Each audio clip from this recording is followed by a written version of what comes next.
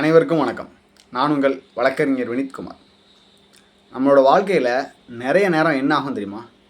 ஒரு வேலை நடக்க போகும், இல்லைனா யாராவது நம்ம உரிமையை கெடுக்கிற மாதிரி ஆக்ட் பண்ணுவாங்க. அப்போ நம்ம என்ன பண்ணலான்னு பார்த்தீங்கன்னா, லாவில் அதுக்கு ஒரு பவர்ஃபுல் ரெமெடி இருக்குது. அதுக்கு பேர் தான் stay petition, injunction petition. Stay பெட்டிஷன்னா என்னென்னு பார்த்தீங்கன்னா, இந்த வேலை இப்போ நடக்கக்கூடாதுன்னு கோர்ட்டுக்கிட்ட ரெக்வஸ்ட் பண்ணுறது தான் ஸ்டே பெட்டிஷன்.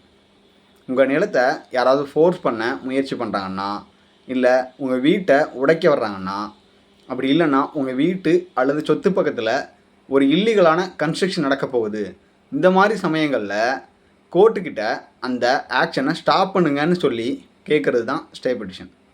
எந்த கோர்ட்டில் ஸ்டே பெட்டிஷன் ஃபைல் பண்ணலான்னு பார்த்தீங்கன்னா, சிவில் கோர்ட்டில் தான் மோஸ்ட்லி ஃபைல் பண்ணுவாங்க. சில சமயம் ஹை கோர்ட்லேயும் ரிட் பெட்டிஷனாக போடலாம். எந்த மாதிரி ஸ்டே உங்களுக்கு கிடைக்கும்னு பார்த்தீங்கன்னா, டெம்பரரி ஸ்டே, அதாவது இன்ட்ரீம் இன்ஜெக்ஷன் சொல்லுவாங்க. கேஸ் முடிகிற வரைக்கும் டெம்பரரியாக ஸ்டாப் பண்ணுவாங்க.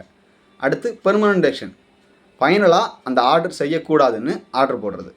கோர்ட் உடனே ஸ்டே தருமான்னு பார்த்தீங்கன்னா, எல்லா கேசஸ்லேயும் உடனே ஸ்டே கிடைக்காது.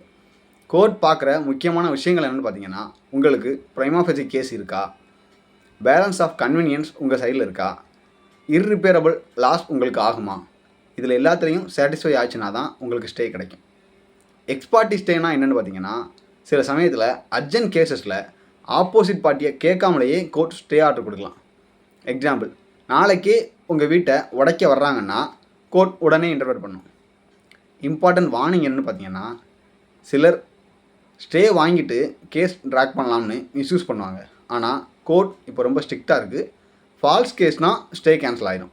காஸ்ட்டு கூட போட்டு உங்கள் கேஸை தள்ளுபடி பண்ணுவாங்க. ஸ்டே வாங்கணும்னா ஸ்ட்ராங் டாக்குமெண்ட்ஸ் இருக்கணும், அர்ஜென்சி ப்ரூவ் பண்ணணும், ப்ராப்பர் ப்ளீடிங் இருக்கணும், இல்லைன்னா ஸ்டே கிடைக்காது. ஸ்டே பெட்டிஷன் ஒரு பவர்ஃபுல் வெப்பன், ஆனால் அதை சரியாக பயன்படுத்தினா தான் உங்களுக்கு ப்ரொடெக்ஷன் கிடைக்கும். இந்த மாதிரியான யூஸ்ஃபுல் லீகல் அவேர்னஸ் வீடியோஸ்க்காக ஃபாலோ பண்ணுங்கள், ஷேர் பண்ணுங்கள். உங்களுக்கு டவுட்ஸ் இருந்துச்சுன்னா கமெண்ட்டில் கேளுங்க. தேங்க்யூ.